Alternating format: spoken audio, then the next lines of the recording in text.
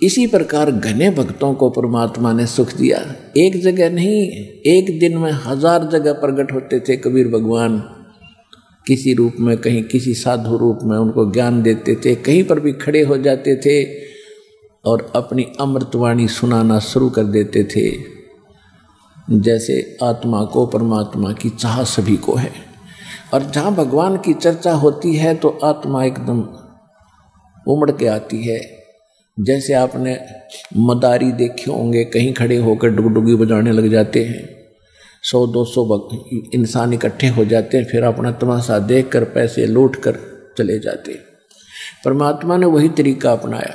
कहीं चौराहे पर खड़े हो जाते थे और खड़े होकर के इकतारा लेकर और क्या सुनाते थे, राम नाम रटते रहो जब तक घट में प्राणी, कभू तो दीन दयाल के बनक पड़ेगी कान। दुख में सुमरण सब करें, सुख में करे ना कोई, जय सुख में सुमरण करे तो दुख कहे को होए।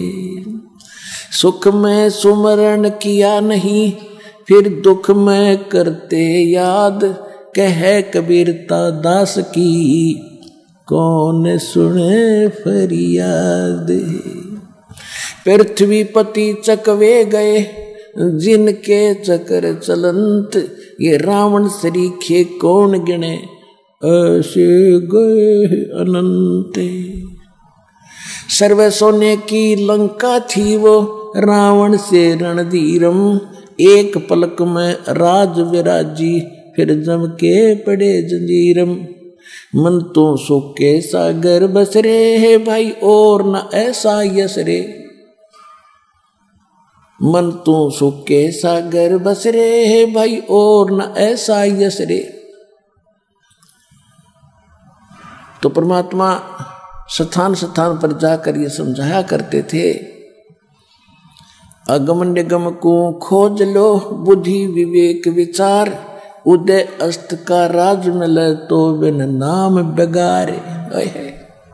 कबीरा सब जग निर्धना, धनवंता ना कोय, धनवंता सो जानिए जिस पर राम नाम धन होवे।